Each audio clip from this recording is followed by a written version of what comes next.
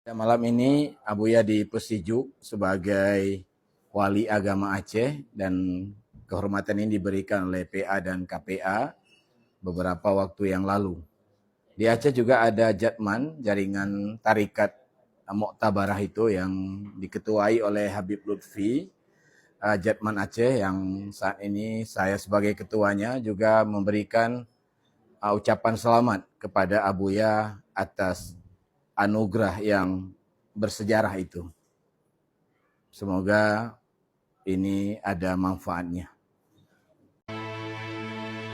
Benebi hati kamu belapang, bersajan dalam doa Abuya.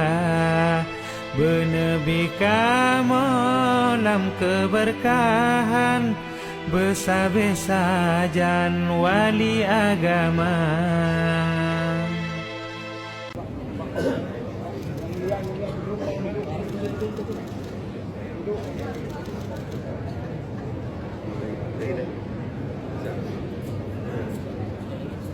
Dia ambil gambar sama, dia ambil gambar sama ni.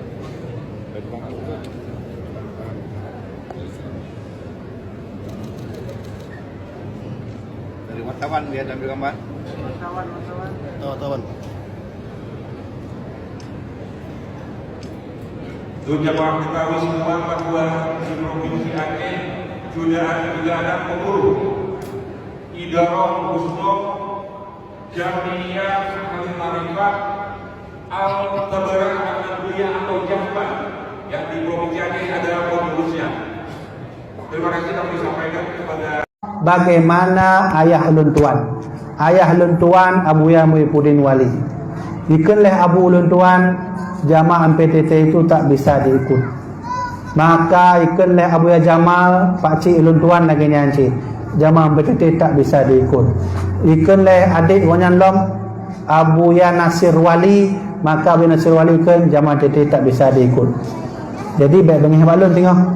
Kenapa tak bisa diikut? Karena menurut catatan Abuya Muhyiddin Wali bahwa Abuya Amran Wali itu ulama kita juga, tapi beliau masalahnya satu, di mana sanad keilmuan tarekat beliau secara mursyid punya tarekat beliau disahkan, tapi secara mursyid itu terputus ke Abuya Syekh Mudawali Al-Khalidi. So yang pegah lagi nya kon lentuan yang tengok bengeh lentuan lentanyong langsung ba Abu Tumin dalam lahdi lentanyong Abu buat Abu Ja'bud umur Abu Ulun padu Abu, maka dijauh oleh Abu Mudi Abu Tumin umur ayah dron nuku Habibi nyan umur 20 betul.